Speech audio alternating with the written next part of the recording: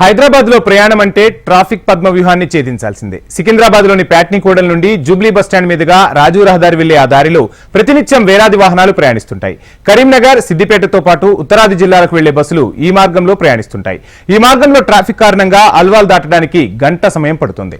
ఇక నిత్యం ఉద్యోగులు, ఇతర పనులకు వెళ్లేవారు ట్రాఫిక్ లో చిక్కుకుని తెగ ఇబ్బంది పడుతున్నారు. అయితే గత సర్కారు ఈ మార్గంలో స్కైవే నిర్మాణానికి ప్రతిపాదన సిద్ధం చేసింది. స్కైవేల నిర్మాణానికి అవసరమైన భూమిని కేటాయించేందుకు కంటోన్మెంట్ బోర్డు ఆమోదముద్ర వేయడంతో ఈ ప్రాజెక్టుకు దాదాపు లైన్ క్లియర్ అంటే అనుకున్నారు. కానీ ఇప్పటి వరకు ప్రాజెక్టు విషయంలో ఎలాంటి పురోగతి కనిపించడం లేదు.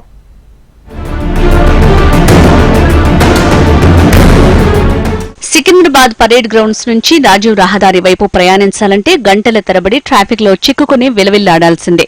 నిత్యం రద్దీగా ఉండే రాజీవ్ రహదారిపై వేల సంఖ్యలో వాహనాలు ప్రయాణిస్తుంటాయి. సిటీ ప్రయాణికులతో పాటు కరీంనగర్, సిద్దిపేట, గోదావరి ఖని, మంచిర్యాల, ఉమ్మడి వరంగల్ జిల్లాలోని కొన్ని ప్రాంతాలకు ఈ దారి కీలకం.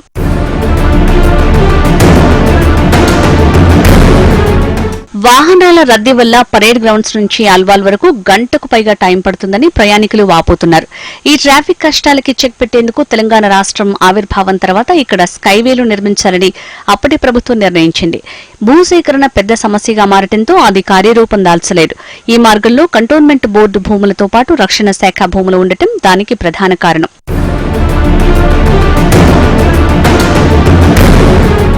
రక్షణ శాఖని ఒప్పించేందుకు గత బీఆర్ఎస్ ప్రభుత్వం పలుమార్లు కేంద్ర ప్రభుత్వ పెద్దలతో సంప్రదింపులు జరిపింది. చివరికి కంటోన్మెంట్ బోర్డు పరిధిలోని 33 ఎకరాల స్థలాన్ని కేటాయించే ప్రతిపాదనకు పాలక మండలి ఆమోదం తెలిపింది.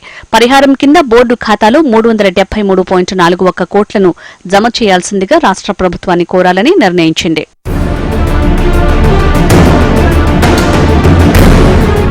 రాజీవ్ రహదారిలోని పరేడ్ గ్రౌండ్స్ నుంచి హకీంపేట ఎయిర్పోర్ట్ వరకు, 44వ జాతీయ రహదారిలోని పారడైజ్ సర్కిల్ నుంచి సుచిత్రా చౌరస్తా వరకు ఈ స్కైవేలను చేపట్టాలని రాష్ట్ర ప్రభుత్వం నిర్ణయించింది.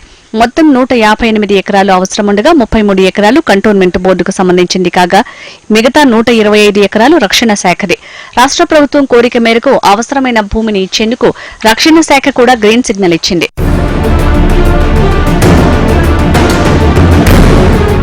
ఇటు రక్షణ శాఖతో పాటు కంటోన్మెంట్ బోర్డు పరిధిలోని భూముల సేకరణ విషయం ఓ కొలికి రావడంతో అప్పట్లో అధికారులు కసరత్తు ప్రారంభించారు.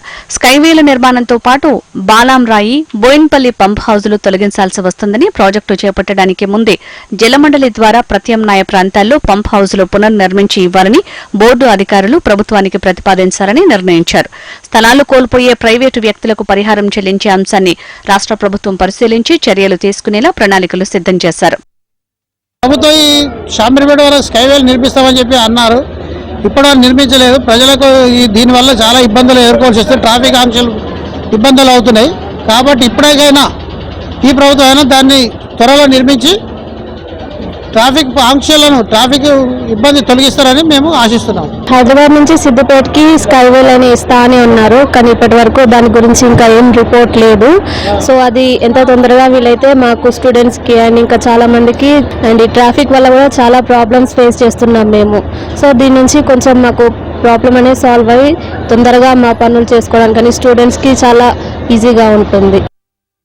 అడ్డంకులన్నీ క్లియర్ అయి స్కైవే నిర్మాణం పట్టాలెక్కుతుందని అనుకునే లోపే ఎందుకనో ఈ ప్రాజెక్టుని అప్పటి ప్రభుత్వం పెండింగ్ లో పెట్టింది. అదే సమయంలో ఎన్నికలు రావటం, ప్రభుత్వం మార్పుతో ఈ ప్రాజెక్టు విషయంలో ఎలాంటి పురోగతి లేదు. అయితే భూసేకరణ లాంటి పెద్ద సమస్య కూడా పరిష్కారమైన వేళ కొత్త ప్రభుత్వం ఈ ప్రాజెక్టు విషయంలో ముందుకు వెళ్లాలని, స్కైవేలను త్వరితగతిన నిర్మించాలని స్థానికులు కోరుతున్నారు.